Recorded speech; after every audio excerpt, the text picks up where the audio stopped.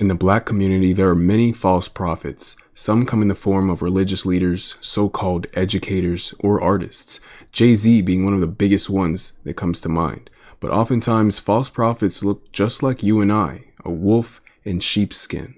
Now, how I would define my use of the term false prophets in the Black community would be somebody who assumes a role of power, oftentimes intellectual authority, and moves the community backwards instead of forwards via the purposeful use of misinformation, emotional manipulation, and other various forms. They love buzzwords, emotional arguments, and demonizing other races to build sheep-like mentalities or victim mentalities out of their own community. And today I'm going to show you what it looks like in action. Alright, so I don't know how the confrontation between these two individuals started, but just listen to what the girl behind the camera says.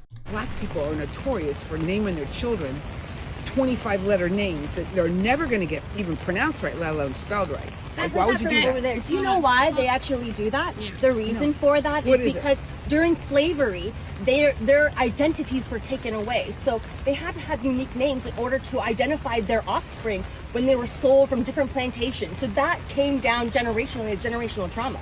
Okay, well, how about now? Isn't that sort of trauma for that poor kid that's never... By the way, everything that that woman just said was completely false. She just rewrote history with no effort, just carelessly, just rewrote history. Nothing she said was rooted in any sort of truth historically at all. And she just threw it out there like it was nothing. And this woman here doesn't know any better to actually counter that claim, but they go on a little bit and then you'll hear what else she has to say. But what she just said, none of that was true. And I'll prove it to you, but none of that was true. Never gonna have his name spelled right? Only to your standards. Like, what is... If I were that child, I wouldn't want my name misspelled all the way through or mispronounced by people. That's because people canite take the time to pronounce it correctly. Whatever. You can say supercalifragilisticexpialidocious, but you can't say Jaquan. Are you kidding me? Okay, whatever the result is. By the way, different people from different cultures, they pronounce things differently, or they're not accustomed to pronouncing certain things. This is natural. That's just how it goes. You know, like I have a very simple name to spell. My name is actually just a common word. Obviously, I'm not going to say it because I don't want to, like, you know, put myself out there like that. But I have a really easy name to spell. And I remember one time I had an Indian substitute teacher and he spelled my name wildly wrong. And like my name is something people say like on a regular basis. Like 98% of people here have no issue pronouncing my name, but people from other places have a hard time pronouncing my name. I bet that same guy can pronounce a bunch of Indian names that I can't pronounce whatsoever. That's just how it is. That's just how it is. So I think she has a point. Her delivery is, yeah, I mean, she's not some, you know, she's not claiming to be some intellectual debater or anything like that. You know, her delivery is kind of garbage, but I see her point. I do see her point. She does have a solid point here. The poor child does not have his name pronounced correctly or spelled correctly. Because people do not take the time. You can take the extra 2 seconds to do it, but instead you're sitting here making fun of a whole culture of people. So the lady in blue, her point is that, you know, you're going to name your kid something that a lot of people are going to have a hard time pronouncing. And the lady behind the camera is like, well, you just need to take the extra seconds to get it down. I mean, you can pronounce this long, complicated word. Why can't you pronounce this name? But the thing is, that word is known. People know that word. They've heard it. It's in the dictionary. But a name, you don't have, like, you can't just study a bunch of names beforehand before you hear them. Obviously, on the spot, when you hear someone's name for the first time, it's going to be difficult to pronounce. And the lady in blue is saying, your child is going to have a hard time because everyone is going to be mispronouncing their name throughout the majority of their life. That's basically her point. And she's saying, why put your kid through that hassle? And the lady behind the camera says, well, I'm just going to show it. For things that they didn't have a choice on. Do you have a name that gets misspelled a lot? I sure don't. Well, because my mom whitewashed my name. So that's racist. And in the end, they have to top it off with calling the lady racist. There can never be a disagreement or a debate or anything about this type of topic without the label of racist being thrown at somebody. Somebody that you don't even know. And that term has been thrown around so carelessly, so just willy-nilly, just slapping on anybody you disagree with or thinks differently than you. You just throw it out there. It's lost all meaning. And now actual racists, like they just get to skate by because it doesn't mean anything anymore. Like the term Nazi. You get called a Nazi for saying freaking anything, dude. It's insane. And it's just a buzzword now. It's just a buzzword. And what it does is it minimizes actual racists. You know what I mean? Like the actual experiences of those who have experienced racism, like real racism. It minimizes all of this because you just throw it around at every instance of even a mere disagreement. So now people that have actually endured racism, like real racism, no one really cares. No one takes it serious anymore because what's to them, like, what's the difference between that or this? Like, you know, like to them, it's just whatever. It's just, oh, we all deal with racism here, racism there. She's a racist. He's a racist. Everyone's a racist. Like it minimizes it. And now these people don't really get taken serious when they come out and tell their stories because no one thinks it's a big deal. Because oftentimes when the term racist is thrown around, it isn't a big deal. Because it's thrown around at some shit that isn't anything, like this. So the lady behind the camera, the claim she made was that a lot of African American people have these types of names like Laquanda, Shaniqua, etc. because of slavery. Let's listen to it one more time. Do you know why they actually do that? The reason for that is because during slavery, their identities were taken away. So they had to have unique names in order to identify their offspring when they were sold from different plantations. So that came down generationally as generational trauma. Okay, well, how? So that's the claim. I hope y'all listen closely. That's the claim she's making. Let me show you why that is complete horseshit. That she just, I don't know if she came up with that on the spot. I don't know if she learned that from somewhere. But it is completely historically inaccurate. And she is rewriting history to prove a fake point and win an argument. That's all this is. Just rewriting history. So let's get into some articles about this very topic. Let's start with digital history. Slaves passed down family names to their children, usually the name of an ancestor's owner rather than their current owners. That's from digital history. Let's get into this. Slave names, Encyclopedia. Evidence indicates that many enslaved parents name their children after the first generation or so of family members brought to America. Recognizable patterns of change in names and naming practices are evident from the mid-18th century to the early 19th century and on through the 1860s. Enslaved people remained legally nameless from the time of their capture until their purchase by American enslavers. Many enslaved people were allowed to keep their original African names or names assigned to them elsewhere. Throughout the colonial period, as many as 1/5 of the enslaved people in North Carolina retained African names. And right here we have a small list of African names, and it says these were among the most common recorded.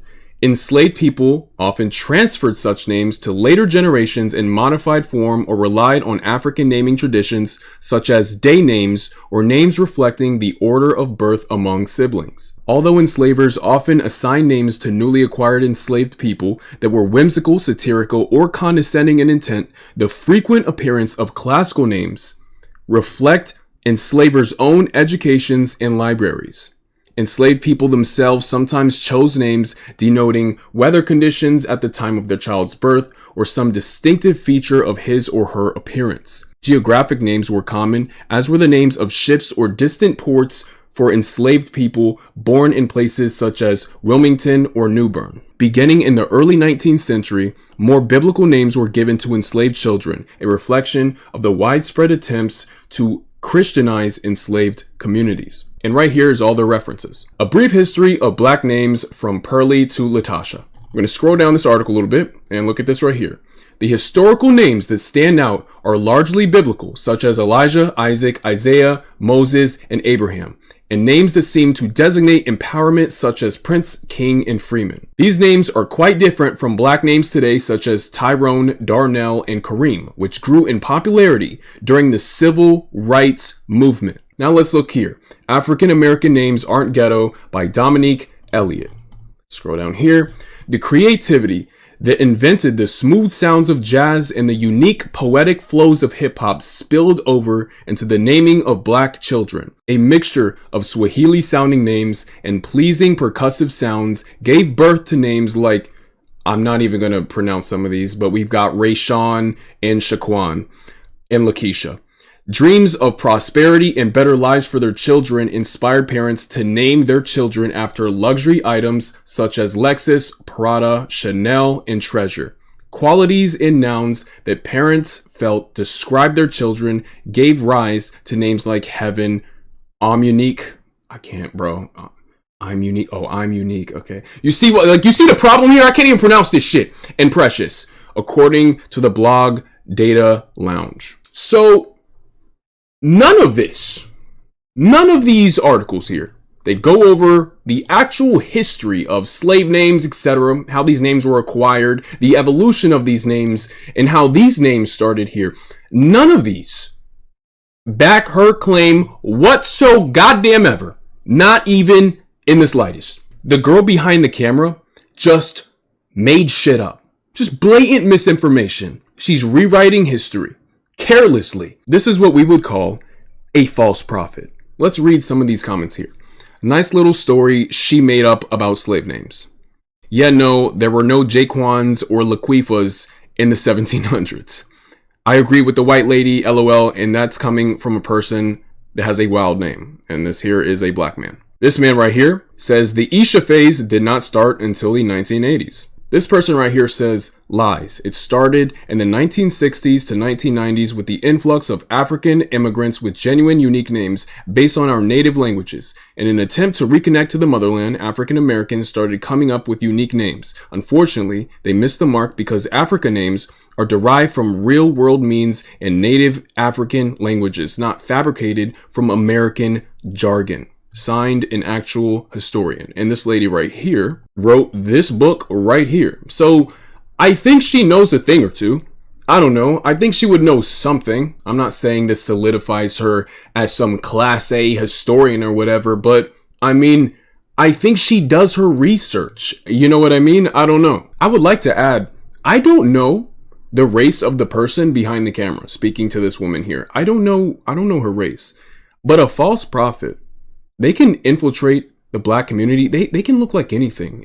Their race doesn't matter. They come in all forms, but they attempt to garner the trust of the black community to then use that trust to further their own motives. That's what they're doing. Like I said, they are a wolf in sheepskin. These are the false prophets, the people who contribute to the victim mentality and making every little thing about generational trauma, which at this point is just another buzzword because people say everything is generational trauma these days. There was a video of a black woman explaining how twerking stems from generational trauma. See, most people react strongly to emotional arguments. These people take advantage of that and use emotional manipulation to get you to buy into their lies. This woman is attempting to rewrite history in order to paint some random lady as a racist. Through emotional manipulation, these false prophets further reinforce the victim mentality in many African Americans. It's rich that somebody so grossly ignorant would take the position to inform somebody else about anything whatsoever.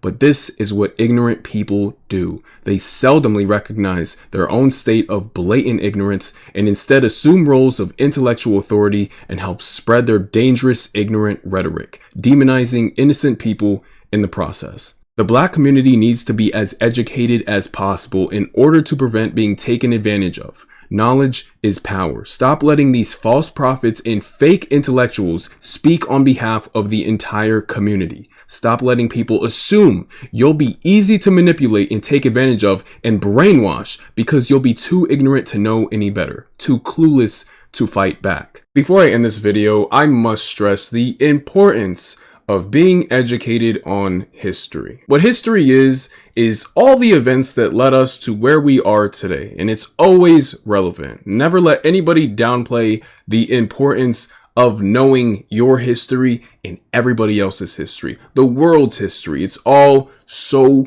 incredibly important. There are so many resources online, documentaries on YouTube or any of your streaming sources where you can educate yourself on history, and many of these ways are completely free. There are books at your local libraries, etc., where you have access to a wealth of knowledge, and you can spot this type of bullshit when you hear it and immediately know that is a false prophet. This is blatant bullshit, misinformation being spread to manipulate me. I have studied so much US history. As soon as I heard that shit, I thought to myself, wait a minute.